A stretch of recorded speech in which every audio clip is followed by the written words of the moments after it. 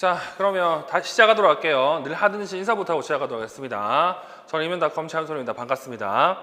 자, 오늘은 2020학년도 기출 문제를 보도록 하겠습니다. 이 2020학년도 같은 경우에도 그래도 2019학년도에 비해서는 새로운 책이 그렇게 많이 나오진 않았지만 근데 재밌게도 그 책이 또 시험 문제에 이렇게 언급이 되었거든요. 그래서 그 책 내용도 여러분들이 좀 유심히 봐주시면 좋을 것 같고요. 어떤 책이냐면 이 책이에요. 응용행동 분석과 그리고 특수교육평가 이 책이거든요.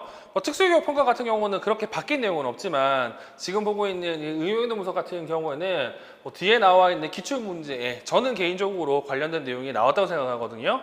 하여튼 이 책 내용도 요즘에 좀 중요한 내용 중에 하나라는 것 정도는 여러분들이 알고 있으면 될 것 같습니다. 자, 그러면 본격적으로 이제 우리가 문제를 좀 풀어보도록 할게요.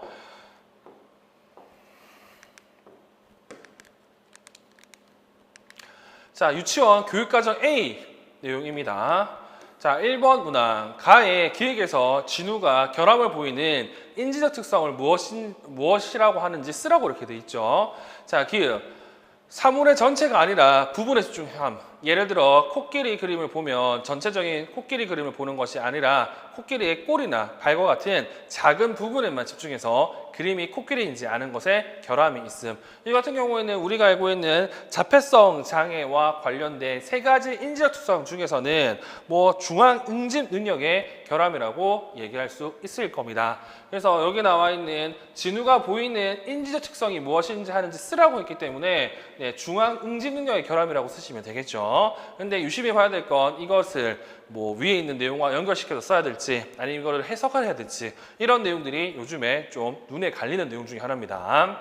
자, 그리고 2번 나의 A지 중 틀린 것 두 가지를 찾아 기호를 쓰고 각각 발을 고쳤으로 돼 있죠. 이 문제 같은 경우는 좀 여러분들이 보셔야 될 내용이 있는 내용 중에 하나예요. 자, 팩스에 대해서 알려주실 분이라고 해서요. 선주 아빠 A. 국어가 어려운 학생들에게 적용할 수 있습니다. 네, 국어가 안 되는 애들에게 ASC 형태로 이렇게 지도할 수 있죠. 자, B. 요구하기 기술을 익히는데 효율적인 방법이에요. 이 같은 경우는 방면삼 책에서는 총 6단계가 나와 있고 1단계부터 4단계가 요구하기를 가르치는 게 목적이라고 설명하고 있죠. 그리고 C. 훈련 초기 단계에는 추상적인 그림을 제공해야 돼요. 알다시피 자폐들 같은 경우에는 추상적보다는 구체적인 그림을 주는 게 훨씬 더 직관적으로 이해하기 좋습니다. 그래서 추상적인 그림이 아니라 구체적인 그림을 줘야 된다는 거. 그리고 D. 즉각적인 보상을 통해 의사소통 기술을 습득할 수 있어요. 이렇게 돼 있죠. 여기서 말하는 즉각적인 보상이라는 뜻은 본인이 원하는 카드를 갈아주면 그 카드에 해당하는 거 주잖아요. 이걸 통해서 뭘 할 수 있다고? 필요한 거 얻을 수 있고 그리고 자발적 의사소통 시도를 향상시킬 수 있기 때문에 여기 나와 있는 의사소통 기술을 습득할 수 있다는 내용도 맞는 내용이 되죠. 그리고 이 팩스를 훈련할 때는 유아와 그림 카드의 거리를 점차 좁혀가면서 지도해야 돼요. 알다시피 2단계만 되더라도 이제 자발적으로 이제 이거를 교환하기 위해서는 어떻게 해야 한다고?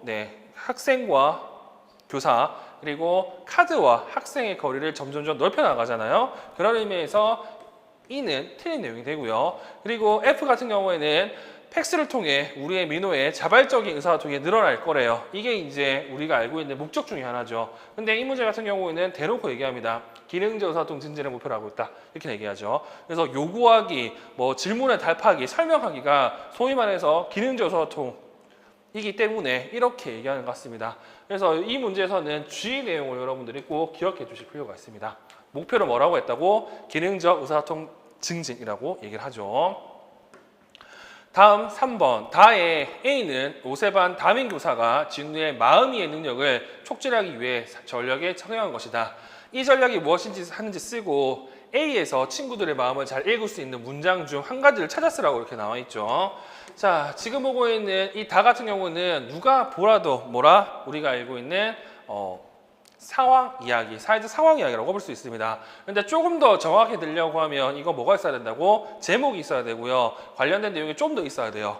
근데 일단 상황 이야기라고 볼 수 있고 이 상황 이야기 같은 경우에는 여기서 언급되어 있는 다른 사람의 마음을 알 수 있는 문장, 즉 조망문이 있죠. 그래서 이 문제는 조망문 중에서도 자신이 아니라 친구들의 마음을 알 수 있는 문장을 찾으라는 겁니다. 그래서 이 문장이 좀 특이하죠. 그래서 조마몽 중에서도 다른 사람에 관련된 내용을 찾으면 되고, 그 내용은 여기 있잖아요. 친구들도 즐겁게 웃고 있어요. 이 내용을 찾으시면 좋을 것 같아요.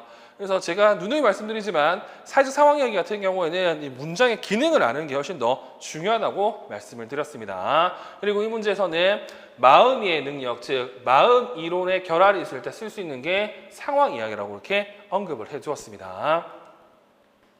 다음 2번 문제 1. 가의 근거에서 쓸개의 운동장의 유형을 쓰라고 이렇게 얘기했죠. 자, 가. 사지를 불규칙하게 뒤틀거나 팔다리를 움찔거리는 행동을 보임. 사물에 손을 뻗을 때 손바닥이 바깥쪽으로 틀어지며 의도하지 않는 방향으로 움직임이 일어남. 정의 반응과 평형 반응이 결여되어 자세가 불안정함. 자, 그러면 일단 이 세 번째는 빼고 두 번째, 첫 번째 내용을 본다고 하면 불수의 운동이라고 발소 알 수가 있는 내용 중에 하나죠. 그리고 기억할 건 불수의 운동 또한 여기에 나와 있는 이러한 자세 반응이 결여되기 때문에, 즉 정상적인 운동 패턴이 나타나지 않는다는 것도 이 문제를 통해서 확인할 수 있습니다. 다음 2번 1. 나의 A에 나타난 개념은 무엇이 쓰고 이 개념의 근거에서 기획에다가는 근의 예 한 가지 쓰라고 얘기합니다. 자, A 내용을 읽어보시면요. 우리가 알고 있는 보편적 설계 개념이 여기 이렇게 포함되어 있습니다. 예를 들어서 재우에게만 좋은 게 아니라 모든 친구들에게 좋고요. 이렇게 되니까 휠체어를 타고 내려올 정도로 넓게 주차하니 재우와 함께 여러 명 아이들이 미끄럼을 타면서 놀게 되었다라고 내용이 언급되어 있네요. 이게 우리가 알고 있는 보편적 설계 이론이 나와 있죠. 이 보편적 설계 같은 경우에는 유튜브에서 좀 많이 언급이 됩니다. 그럼에도 불구하고 늘 얘기했지만 보편적 설계와 관련된 여기 나와 있는 이 원리를 좀 기억하라고 말씀을 드렸습니다. 자, 이 원리를 보시면 공평한 사용, 사용상의 융통성, 간편하고 직관적인 사용, 쉽게 인지될 수 있는 정보, 오류에 대한 포용성, 그리고 적은 신체적 노력, 접근과 사용을 위한 크기와 공간, 이런 내용들이 언급이 되어 있고요. 이 중에서 지금 방금 봤던 A 안에 들어가 있는 내용은 예와 예 정도로 확인할 수가 있습니다. 공평한 사용과 접근과 사용을 위한 크기와 공간이 지금 여기 A 안에 언급이 되어 있다는 거. 그리고 기획에 해당하는 근의 예를 쓰고 하는데, 이러한 보편적 설계에 의한다고 하면 휠체어를 타고 그리고 그네를 탈 수 있어야 돼요. 그러면 휠체어를 탈 수 있는 만큼의 그네 크기가 보장이 돼 있으면 좋다죠. 그리고 특히 이렇게 돼 있으면 여러 친구들과 함께 또 그네를 탈 수가 있잖아요. 이런 내용이 지금 2번에 언급되어 있고, 개인적으로는 이 보편적 설계와 관련된 개념은 우리 시험 문제에 언급될 것 같습니다. 그래서 이런 내용들을 여러분들이 꼭 기억하시면 되겠네요. 자, 그리고 3번 보조공학 관점에서 니은, 미음 중 틀린 것 한 가지를 찾아 규를 쓰고 대안을 제시해서 고쳐 쓰라고 이렇게 되어 있습니다. 자, 이 문제 같은 경우도 현재 좀 핫한 문제 중에 하나죠. 지체장애 학생의 컴퓨터와 관련된 내용입니다. 자, 니은, 미음 중에서 틀린 걸 찾으면 됩니다. 지체장애 유아들은 컴퓨터를 사용할 때 표준형 키보드를 사용할 수 있지만 장애 유형과 정도에 따라 대체 키보드를 사용해야 돼요. 니은 소근육 운동 조절이 어려운 유아는 미니 키보드가 도움이 된다고 합니다. 이것도 논리적으로 본다고 하면 바로 알 수 있어요. 무슨 말이냐면 내가 이렇게 손가락 하나하나 사용하기 어려운데 엄청 작은 키보드를 쓰면 좋을까요? 나쁠까요? 당연히 나쁘지. 그러니까 소근육 운동 조절이 어려우면 미니 키보드가 아니라 확대 키보드를 사용해야 됩니다. 그리고 제가 수업 때 얘기한 것처럼 재밌는 게 있다고 얘기했죠. 이거 트랙볼이나 키보드도 다 마찬가지인데, 자, 소근육 운동 조절이 안 되거나 아니면 이거 비교될 수 있는 게 관절 운동 범위가 좁은 애들 같은 경우에는 어떻게 쓸 수 있다? 소근육 운동 조절이 불가능한 애들, 또 잘 안 되는 애들 같은 경우는 지금 얘기했던 확대 키보드를 사용하면 좋고요. 아니면 대형 트랙볼을 사용해도 좋습니다. 그리고 관절 운동 범위가 좁다라고 하면 미니 키보드, 그리고 소형 트랙볼을 사용하면 좋아요. 그래서 이렇게 여러분들은 이런 개념을 이 문제를 통해서 알고 있으면 될 것 같습니다. 그리고 이 문제 같은 경우도 재밌는 게 있죠. 자, 손가락 조절이 어려워 한 번에 여러 개의 키를 동시에 누르는 유아들에게는 타이핑 정확도를 향상시킬 수 있는 키가드를 사용하면 좋다고 얘기했습니다. 즉, 키가드를 사용하면 뭐가 좋아진다고? 타이핑 정확도가 향상이 됩니다. 그리고 리을 손을 떨고 손가락 조절은 잘 안 되지만 머리나 목에 조절이 가능한 뇌성마비 유아들에게는 헤드스틱이나 마우스스틱이 상당히 좋다고 얘기했죠. 이 헤드스틱 같은 경우는 말 그대로 머리에 이렇게 고정해가지고 이렇게 누를 수 있도록 만들어주는 거고, 마우스스틱 같은 경우는 입에 물고 이렇게 누를 수 있도록 만들어주는 겁니다. 그래서 이때는 뭐가 좋아야 된다? 머리나 목이나 머리 조절이 가능해야 됩니다. 그래야 이렇게 움직일 수 있죠. 그리고 미음, 마우스를 조정하기 어려운 유아는 트랙볼과 조이스틱을 사용하면 좋다고 되어 있죠. 그래서 저는 개인적으로 이제 근래에 이 트랙볼과 관련된 내용이 시험 문제 나올 것 같습니다. 그래서 여기 나와 있는 확대 키보드, 미니 키보드는 대체 키보드고요. 트랙볼, 소형 트랙볼 같은 경우는 대체 마우스라고 생각하시면 되겠죠.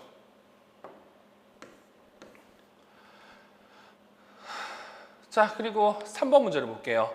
자, 문항 1번. 기역과 같이 말한 이유를 한 가지 쓰라고 합니다. 자, 기역. 음향 대울림. 음향 피드백이 발생하면 기역 찬후의 보청기, 이어몰드나 건전지 상태를 확인해야 돼요. 자, 이거 같은 경우는 여러분들이 공부해 보시면 알겠지만 음향 대울림, 음향 피드백이 일어나는 경우가 두 가지 경우가 있습니다. 첫 번째, 이 이어몰드가 제대로 착용되지 못한 경우, 그리고 두 번째, 건전지 배터리가 충분하지 않는 경우에는 여기 나와 있는 음향 피드백, 음향 대울림이 일어나죠. 그게 우리가 알고 있는 이거죠. 삑, 노래방 가서 나오는 삑, 그거 똑같다고 생각하시면 됩니다. 그래서 이 음향 피드백, 음향 대울림 같은 경우에는 마이크로 들어가는 소리가 이렇게 스피커로 나오잖아요. 스피커로 나오는 소리가 다시 마이크로 들어가가지고 계속적으로 증폭해서 삑 하는 소리가 난다는 거. 그래서 이거 같은 경우에는 음향 대울림, 음향 피드백이 있을 때에는 지금 보는 것처럼 이어모드를 확인하든지 건전지 상태를 확인해야 됩니다. 그리고 이 1. 니은의 의미를 쓰고 이 교실 수업 상황에서 니은을 향상시키는 방법을 쓰라고 하는데, 여기 나와 있는 신호대 잡음비 SNR 같은 경우에는 말 그대로 소음 속에서 신호, 말소리를 인지하는 비율을 신호대 잡음비라고 얘기를 합니다. 이 신호대 잡음비 같은 경우는 특성상 신호가 엄청 크거나 그리고 잡음, 소음이 작아야 잘 들리는 특성이 있습니다. 자, 그렇게 봤을 때 교실 수업 상황에서 니은을 향상시키는 방법을 쓰라고 하는데, 자, 교실 같은 경우에는 기본적으로 소음이 발생할 수밖에 없어요. 그리고 알다시피 이 교사의 말소리 크기는 한정적이고요. 이걸 상대적으로 크게 하기 위해서는 앞쪽에 앉혀야 돼요. 근데 지금 수업 형태를 보면 아시겠지만 어떻게 해야 된다고? 학생과 같이 위치하고 있잖아요. 그렇게 봤을 때는 제일 좋은 방법은 뭐다? 이 신호와 관련해서는 거리, 소음, 반향과 상관없이 이 말소리를 인지를 잘할 수 있도록 만들어주는 FM 시스템 또는 FM 보청기를 사용하면 좋을 것 같아요. 그래서 이 교실 수업 상황 같은 경우에는 지금 얘기한 것처럼 소음을 줄일 수가 없는 경우가 많고, 그리고 자리 배치를 아무래도 너무 앞으로 당길 수 없는 경우가 많기 때문에 이거와 상관없는, 즉 소음과 거리와 방향과 상관없는 FM 시스템을 사용할 수 있습니다. 그리고 3번, 찬우가 그림 위치에 앉으면 좋은 이유를 디귿과 리을을 고려해서 각각 쓰라고 하는데, 자, 디귿이 뭐다? 유아들이 언어적 상호작용을 많이 하는 수업 시간이라고 돼 있고, 리을, 조명과 최강이라고 돼 있죠. 결국에는 얘 같은 경우에는 지금 청각에 이렇게 문제가 있어요. 그래서 이 보청기 같은 것도 사용을 합니다. 근데 알다시피 보청기를 사용하더라도 입모양 보는 게 말을 이해하는 데 훨씬 더 도움이 되거든요. 그러면 유아들이 언어적 상호작용을 많이 하는 수업 같은 경우에는 지금 하는 것처럼 이렇게 동그랗게 U자 형태로 앉으면요, 이 자리에서 모든 학생들을 다 볼 수가 있습니다. 그렇게 되면 뭐 말하는 사람의 얼굴을 볼 수 있기 때문에 입모양을 잘 볼 수 있죠. 마찬가지로 이렇게 창을 등지고 앉아 있다고 한다고 하면 눈부심이 없기 때문에 말하는 사람의 입모양을 잘 알 수가 있을 거예요. 그래서 이 문제 같은 경우는 여러분들이 좀 알고 있는 내용을 이유로 쓰는 형태잖아요. 이런 형태의 문제를 여러분들이 잘 풀 수 있어야 됩니다. 결국에는 청각장애들 같은 경우는 시각적 지원도 필요하구나 정도는 기억하시면 되겠죠. 그리고 4번 문제. 자, 이 4번 문제 같은 경우에는 4번의 1번은 유아 교육하기 때문에 넘어가고요. 2번은 좀 보도록 할게요. 자, 2번. 디귿에 해당하는 용어를 쓰고 리을을 중재할 때 중재 단계 시작점이나 방향에 따른 중재 방법 두 가지 유형을 쓰라고 나와 있죠. 일단 디귿이 뭐냐?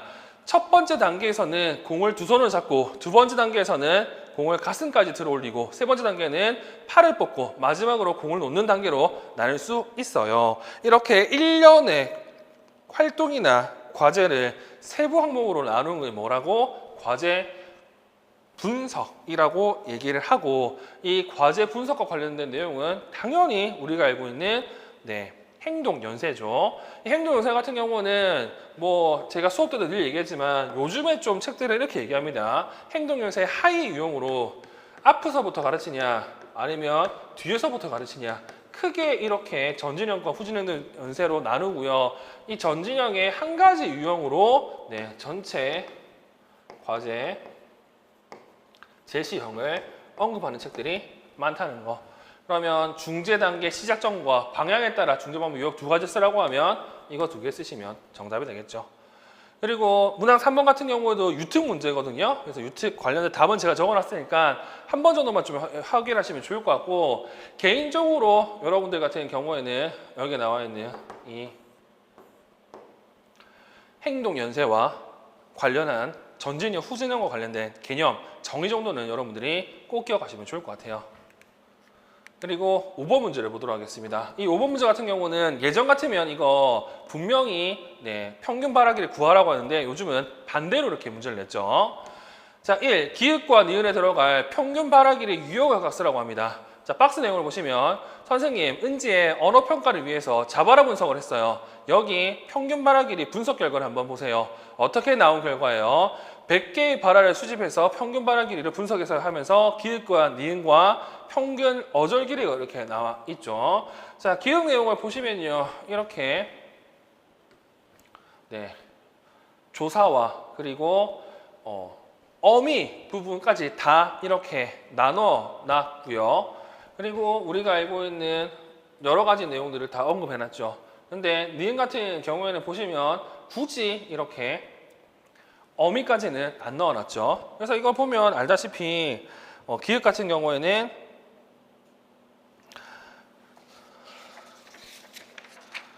평균 형태소 길이, 니은 같은 경우에는 평균 낱말 길이라고 알 수가 있습니다. 굳이 영어로 한다고 하면 MLU M, MLU W, 평균 어절 길이는 MLU C라고 얘기를 하고, 추가적으로 여기 나와 있는 평균 형태소 길이와 관련된 MSL이라는 게 있잖아요. 평균 구문 길이 MSL. 이 MSL이 지금 고운산책에서 눈에 띄는 내용 중에 하나였잖아요. 그래서 MSL 관련된 개념도 이 문제를 통해서 기억하시면 됩니다. 그리고 2번, 디귿에서 틀린 내용을 찾아 바르게 고치라고 되어 있죠.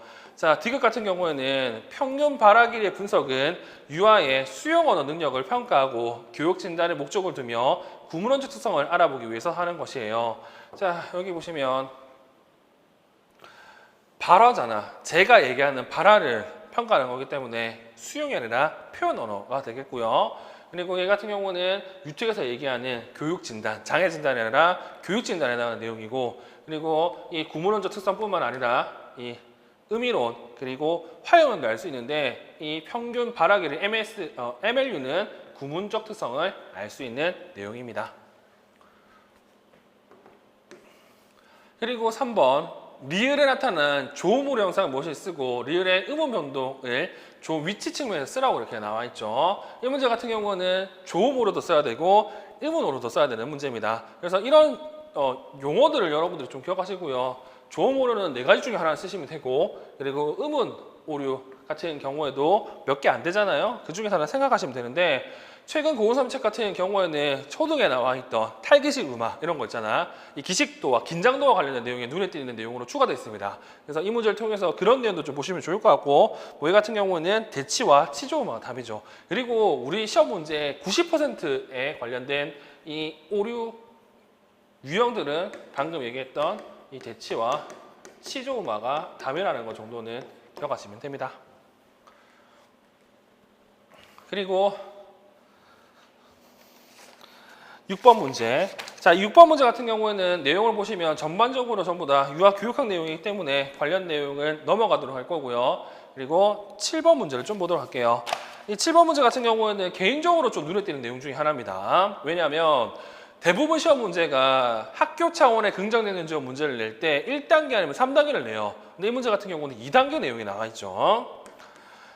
자, 1. 기획을 실시할 때 1단계의 중재 대상과 이 2단계의 중재 방법을 가해서 찾아 쓰라고 하는데, 자, 기획 여기 나와 있는 3단계로 구성된 유치원 차원의 긍정적 행동 지원, 우리가 알고 있는 SWPBS라고 생각하시면 되겠죠. 이 SWPBS 같은 경우는 1단계의 중재 대상은 보편적 중재를 해야 되기 때문에 모든 학생이 될 거고, 이거는 유치원이기 때문에 모든 유치원 유아라고 쓰시면 되겠죠. 그리고 2단계 중재 방법 같은 경우는 가에서 찾아 쓰시면 되는데, 2단계는 1단계와 다르게 소집단으로 하는 거잖아요. 그래서 중약 밑을 보시면 이렇게 여전히 차례 지키가 안 되는, 즉 1단계를 했는데도 안 되는 애들 같은 경우는 소집단으로 릴레이 연습시킨다고 얘기하죠. 그래서 구체적인 방법은 이 내용을 쓰시면 정답이 된다는 거.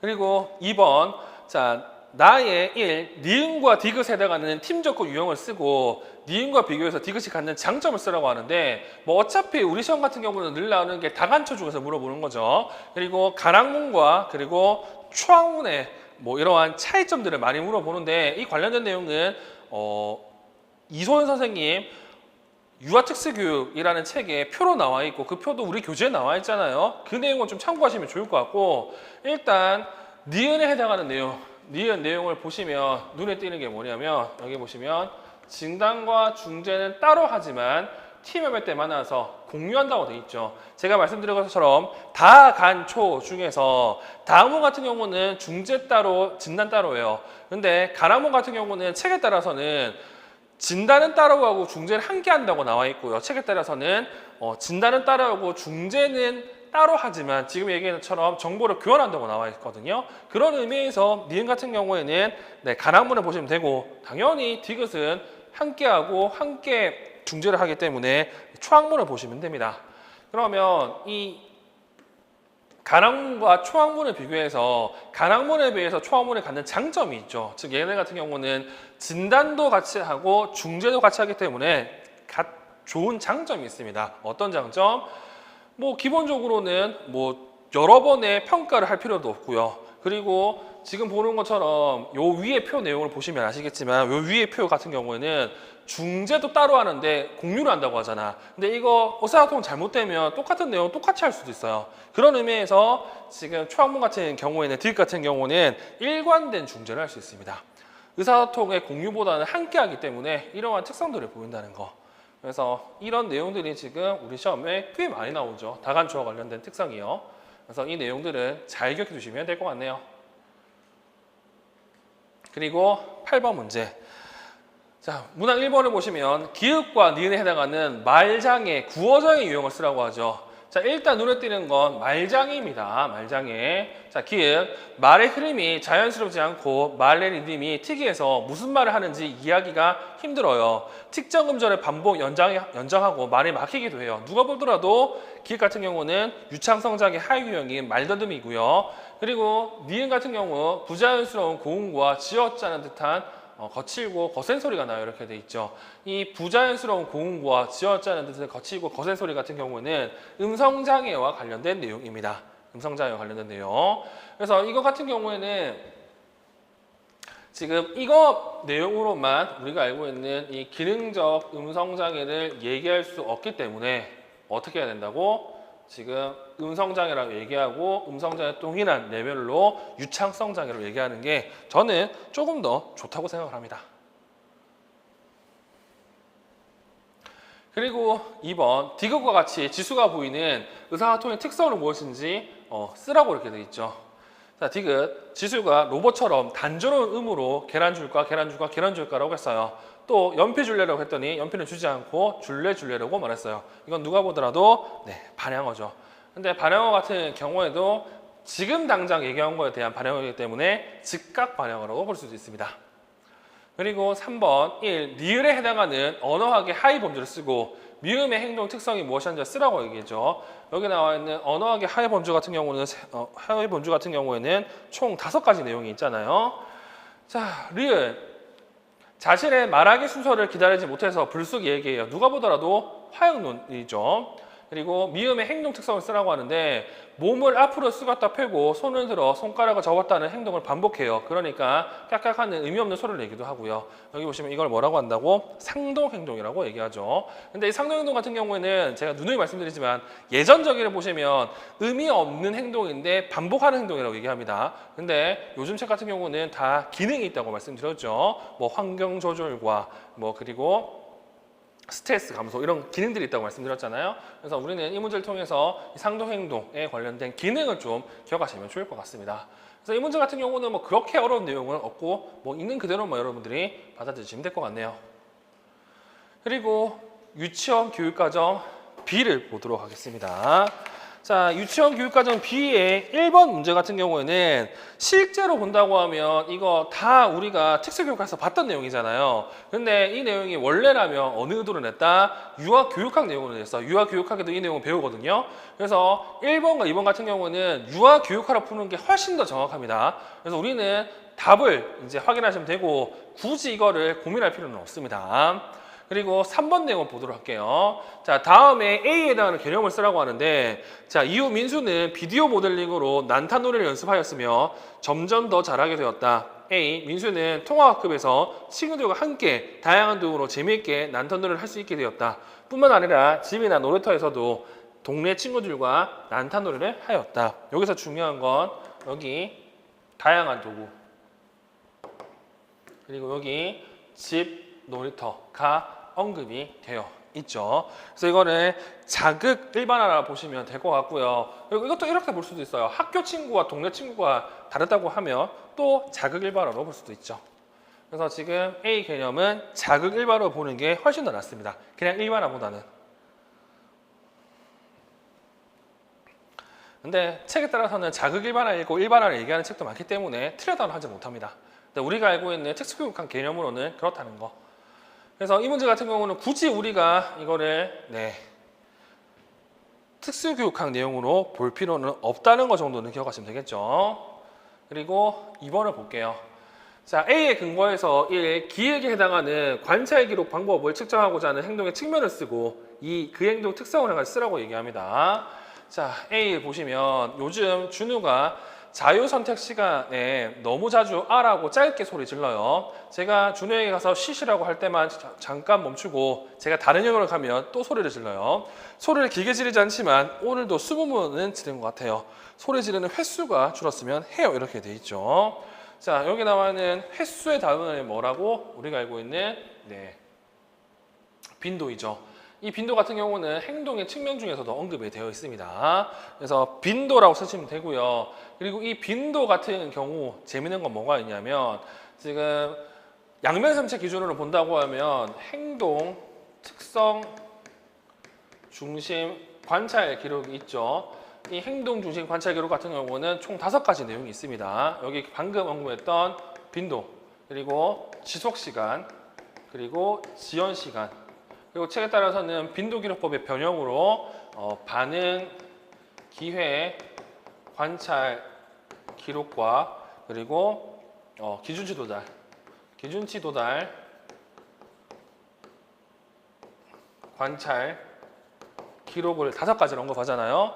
이 5가지 전부 다 어떻게 해야 된다고? 이거 시작과 끝이 명확해야 이 행동, 특성, 중심 관찰 기록으로 기록할 수 있다는 거. 그래서 꼭 기억할 건 빈도만 이 특성을 보이는 게 아니라 이 5가지 모두에서 보인다는 사실을 여러분들이 알고 있으면 될 것 같습니다. 그리고 2번, 니은에 해당하는 차별광어 전략을 쓰라고 하는데 니은이 뭐냐? 소리 지르지 않고 친구와 얘기하거나 노래 부르면 제가 관심을 보이며 칭찬해 주는 것, 이렇게 이제 되어 있어. 여기서 중요한 거는 소리를 지르지 않고 친구와 얘기하거나 노래를 부르면 관심을 보인다라고 얘기를 했습니다. 즉 소리를 지르면 그런 거 국물도 없다는 뜻이죠. 자, 그리고 얘 같은 경우에는 소리를 지르는 것과 그리고 이야기하거나 노래 부르는 게 상식선에서는 동시에 일어나지 않는 행동이에요. 뭐 이렇게 할 말은 없지. 노래 부르다가 중간에 아하 하면 이거 노래 불렀다고 얘기할 수도 없잖아요. 그렇기 때문에 차별화와 하위 유형 중에서 우리는 대체 행동, 차별화를 생각할 수 있지만 일반적으로는 이 대체 행동이 서로 양립 불가한 행동이라고 하면 상반행동 차별화를 얘기한 경우가 많기 때문에 지금 2번 같은 경우는 상반행동 차별화를 쓰시면 됩니다. 그리고 3번 같은 경우는 유아 교육하기 때문에 넘어갈 거고요. 4번 내용을 보도록 할게요. 4번 내용을 보시면 리을에 해당하는 교수 방법 쓰라고 하죠. 자, 리을. 간식 시간, 자유 선택 활동 시간, 미술 활동 시간, 사물을 3개 한 후 모두 몇 개인지 묻고 답하게 해서 준후의 개별화 교육계획 목표가 달성이 있도록 해보도록 하세요. 여기서 중요한 건 이거죠. 다양한 활동에서, 즉 이때 하는 거죠. 이거는 뭐라고 한다? 유특 내용으로는 활동 중심 삽입 교수. 그냥 삽입 교수를 하시면 정답이 됩니다. 즉 우리가 알고 있는 학습 목표를 일과 활동 중에 군데군데 삽입해가지고 이러한 행동 특성을 보이도록 하는 게 활동 중심 삽입 교수라는 것 정도 기억하시면 되겠습니다. 자, 그리고 3번 문제를 보도록 할게요. 자, 3번 문제 같은 경우에도 이 1번 내용을 보시면 가에 근거해서 나의 활동상의 유의점 AF 중 적절하지 않는 것 2가지를 찾아 기호를 쓰고 각각 바르게 고치라고 돼 있죠. 자, 그러면 가에 근거했기 때문에 가를 보면 되죠. 자신감이 부족하고요. 지혜를 좋아하고 지혜 행동 모방한다고 돼 있습니다. 그리고 워커를 이용한다고 돼 있죠. 그리고 경민 같은 경우는 백내절 수술했고요. 가까운 사물은 잘 보이지만 5m 이상의 사물은 잘 흐릿하게 보인다고 합니다. 그리고 눈에 쉽게 피로해지고 안구 건조증이 심하다 하네요. 그리고 정우 같은 경우 자발적으로 활동에 참여하지 않으려고 하고요. 다른 사람의 눈맞춤하지 않지만 상대방 말을 듣고 이해한다고 되어 있습니다. 불편한 점이 있을 때 아 소리만 내고 하지 말을 못한다고 하네요. 자, 그러면 AF 중에서 적절하지 않는 거 찾으면 되겠네요. A. 동물들의 움직임을 표현하는 활동 시 민지의 지혜와 짝지어준다. 민지 같은 경우에는 지혜 행동을 모발하는 걸 좋아하기 때문에 이런 거 하면 당연히 맞겠죠. 그리고 B. 민지에게 수시로 잘할 수 있다는 격려와 응원을 해야 된다고 되어 있습니다. 민지 같은 경우에는 자신감이 부족하기 때문에 이렇게 우쭈쭈 해주시면 좋겠죠. 그리고 C. 칠판에 사진 자료를 제시할 때 경민에게 확대경을 줘서 볼 수 있게 한다고 되는데 가까운 거는 잘 보고요. 5m 이상은 잘 안 보인다고 합니다. 보통 5m를 원거리로 하고요. 원거리가 잘 안 보일 때는 확대경이 아니라 뭘 사용해야 된다고? 만원경을 이렇게 사용하셔야 되겠죠. 그리고 D. 경민이가 눈을 깜빡이거나 비비는 등 힘든 모습을 보이면 인공눈물을 넘어주고 잠시 쉬게 한 후 활동에 참여한다고 되어 있는데 경민이 같은 경우는 안구공증이 심하다고 하잖아요. 그러니까 당연히 D처럼 해줘야 되겠네요. 그리고 E. 동물의 움직임을 표현할 때 촉진을 준 후 정우가 반응하기까지 시간을 점점 늘린다고 하는데 지금 정우 같은 경우에는 기본적으로 활동에 잘 참여하지 않으려고 하고 그러니까 활동에 잘 참여하려고 정말을 높이려고 촉진을 해주는 거잖아. 근데 촉진 같은 경우는 어떻게 된다고? 특정한 자극 뒤에 변별 자극 뒤에 학생의 반응을 높이기 위해서 촉진해 주는 게 일반적이고 그러면 그때 같은 경우에는 특정한 자극 뒤에 바로 행동을 만들어 줘야 되잖아요.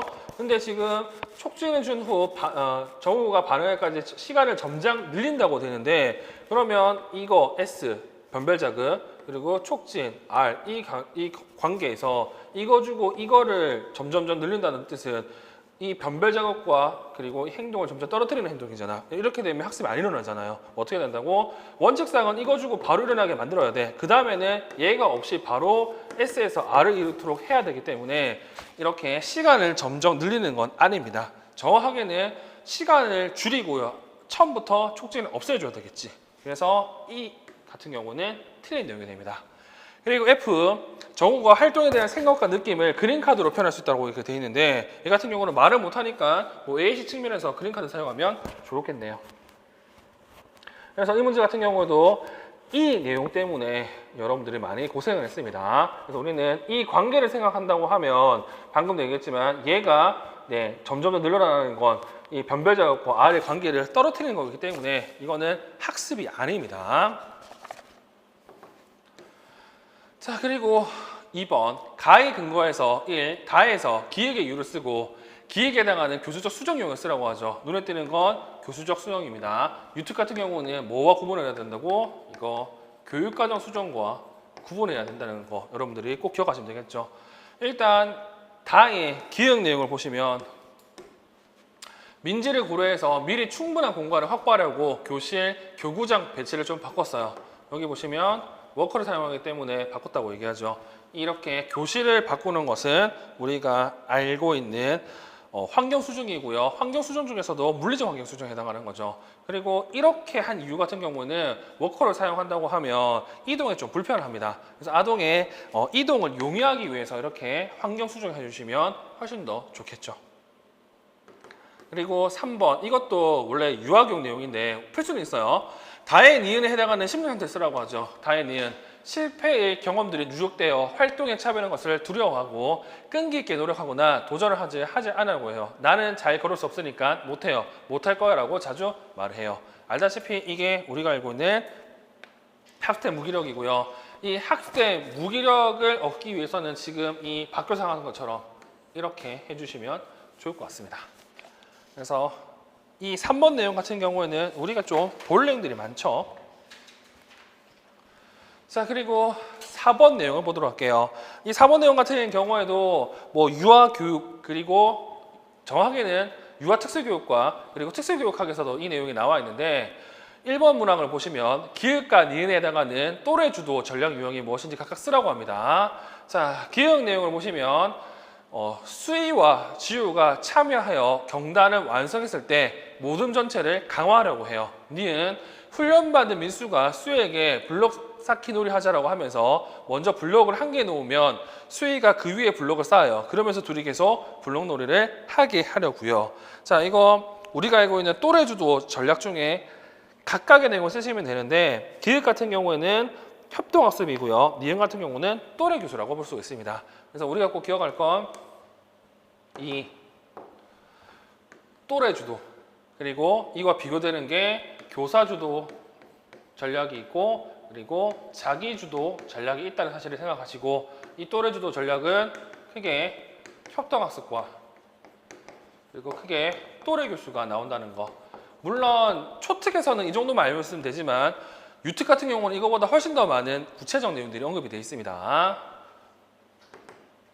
그리고 2번 이것도 이제 출제되고 문제가 많았던 내용 중에 하나인데 자, 디귿을 선택할 때 고려할 점 2가지 쓰라고 하죠. 자, 이 관련된 내용을 보시면 김 교수와 선생님 시우는 자기도 참여하고 싶은 것이 있으면 큰 소리를 질러요. 시우를 어떻게 도울 수 있을까요? 선생님 우선 시우에게 대체행동 교수를 실시하면 어떨까요? 이렇게 돼 있죠. 자, 여기 같은 경우에는 정말 짜증나는 게 누가 보더라도 이 상태 얘 소리를 지르는 거 분명히 의사소통 기능이 있습니다. 근데 이거 같은 경우는 딱 이렇게 디귿이라고 표현했죠. 디귿, 대체 행동을 선택할 때 고려점이라고 되어 있죠.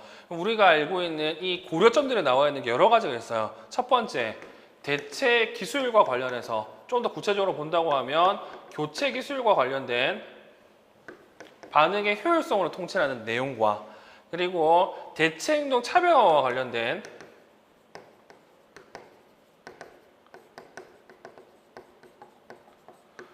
이 대체 행동 선택 기준 그리고 또 FCT 기능적 의사소통 훈련과 관련해서 반응 완성과 관련된 고려사항이 있습니다. 근데 이 문제 같은 경우에는 제가 말씀드린 것처럼 이거 만약에 대체 기술과 관련된 내용을 냈다고 하면 분명히 반응의 효율성이라고 얘기했을 거예요. 그래서 이건 없잖아요. 얘는 탈락. 그리고 이거 만약에 FCT로 냈다고 하면 우리가 알고 있는 FCT는 총 4가지의 측면에서 얘기할 수 있죠. 고려사항을. 근데 그 중에서 우리가 알고 있는 이 내용과 관련된 내용은 반응의 완성과 관련된 뭐 수용성 그리고 뭐 동일성 이런 내용들이 언급이 되어 있는데 얘도 그 내용이 없기 때문에 얘는 아니에요. 그래서 얘는 조금 더 직관적으로 대체행동을 했기 때문에 이 대체행동 참여와 관련된 이 대체행동의 선택 고려사항을 고민하시면 좋을 것 같고 이 내용들 같은 경우에는 양면 선생님 책 그리고 이성모 선생님 책의 내용이 있는데 이 중에서 양면 선생님 책 내용을 제가 답을 해놨습니다. 근데 방금도 본 것처럼 이때 어떤 책이 나왔다고? 이성모 선생님 책 나왔잖아요. 저는 이 문제 때문에 이성모 선생님 책이 출제됐다고 얘기할 수 있습니다. 이성모 선생님 책에서는 이 대체행동 선택식 고려사항을 총 4가지를 얘기하죠. 첫 번째, 기능의 동일성, 그리고 수행의 용이성, 그리고 동일한 반응 노력, 그리고 네 번째, 사회적 수용 가능성. 결국에는 양면 삼책에 나와 있는 답에 나와 있는 내용과 동일한데 이 이성모 삼책에서는 이렇게 명칭을 써놨습니다. 저는 개인적으로 이 명칭 쓰는 걸 좋다고 생각하기 때문에 이 문제는 이걸로 여러분들이 기억하시면 좋을 것 같네요. 그리고 3번 같은 경우도 정생동 책이 나오지만 이거 아무리 보더라도 얘 정생동이라고 판단할 수 없거든요. 그래서 이 같은 경우는 유아교육에 나와 있는 내용을 생각하시면 되고 뭐 이거 답도 알 수 있습니다. 리을. 시우가 평소에 엄마랑 떨어지지 않고 꼭 붙어 있으려고 했대요. 엄마가 자리를 비우면 심하게 불안해하면서 울지만 막상 엄마가 다시 오면 반가워하기보다는 화를 냈대요. 그리고 엄마가 달래려고 하면 엄마를 밀어내서 잘 달래지지 않았다고 해요. 이거는 우리가 알고 있는 저항 애착에 해당하는 내용입니다. 그래서 이 문제 같은 경우는 얘를 좀 잘 기억하시면 좋을 것 같아요. 이거 분명히 또 나올 거예요. 대체행동 선택식 고려사항. 자, 그리고 5번 문제. 자, 이 5번 문제 같은 경우 문항 1번은요. 유아교육이기 때문에 넘어갈 거고요. 2번은 좀 보도록 할게요.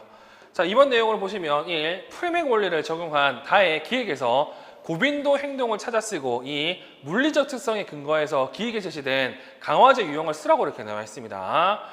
자, 일단 우리가 알고 있는 프레밍 원리 같은 경우에는 활동 강화제를 적극적으로 사용한, 효율적으로 사용한 걸 얘기하는 거고, 학생이 싫어하거나 잘하지 않는 활동에 대해서 강화제로 학생이 좋아하거나 잘하는 활동을 사용하는 거죠. 자, 그러면 다의 기획에서 고빈도 행동을 찾아 써야 되는데 다의 기획 내용을 보시면 민정, 주와 소미가 일정 시간 동안 활동에 참여하면 각자 원하는 노래를 해준다 이렇게 돼 있습니다. 그러면 다의 기획에서 고빈도 행동을 찾으라고 하면 강화제로 사용하는 얘가 좋겠죠. 각자 원하는 놀이. 그리고 기획에 제시된 강화제 유형에 먼저 쓰라고 하는데 활동이기 때문에 활동 강화제 쓰면 됩니다. 뭐 특별한 건 없고요. 그리고 중요한 게 3번입니다. 자, 이 3번 같은 경우는 논란이 있는 문제고요. 다의 활동 2와 활동 3의 자료 및 위점 중에서 부분 참여 원리를 적용한 내용을 쓰라고 이렇게 되어 있습니다. 자, 부분 참여 원리 같은 경우에는 중도장애 학생이 모든 활동에 의미 있게 참여할 수 없기 때문에 활동 중에 일부를 의미 있게 참여하는 걸 얘기하는 거죠. 그럼 중요한 건 활동 중에서 제일 중요한 걸 여러분들이 판단을 하셔야 돼요. 자, 그러면 활동 2 같은 경우에는 뭐다? 다양한 방법으로 노래를 부르는 게 지금 제일 중요합니다. 어떤 방법이 있냐? 한 가지 소리를 부르는 거, 그리고 친구 이름 넣어서 부르는 거, 유아들과 나누어 불러보는 거, 다 같이 불러보는 거. 그리고 활동 3 같은 경우는 리듬 악기를 연주해 보는데 연주할 때 그림을 보면서 리듬을 알고 리듬에 맞춰 손뼉 치고 리듬 악기를 연주하는 게 나와 있죠. 이 중에서 적절한 내용, 자료 및 유의점 중에서 부분차 원리가 적절한 적용한 내용을 찾아 쓰라고 하는데 먼저 민정이는 좋아하는 또래들과 함께 어깨동무라고 노래를 불렀다. 자, 노래 부르는 방법 중에서 이 유아들과 어깨동무를 하고 노래 부르는 게 중요한 활동은 아니에요. 그냥 학생의 소위 말해서 동기를 높일 수 있는 참여 방법으로 얘기한 거죠. 근데 얘는 부분차 원리가 적용된 게 아닙니다. 근데 두 번째, 주어는 땡땡에서만 친구 이름 넣어 부르게 한다 이렇게 돼 있죠. 근데 주어 같은 경우에는 지금 보시는 것처럼 사문절 다루로 얘기를 합니다. 그렇기 때문에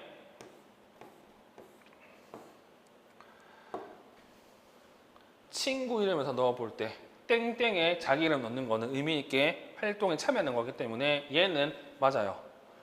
그리고 바닥에 원형 스티커를 붙여놓고 자리 이동하면서 노래를 부른다 이렇게 되어 있습니다. 자,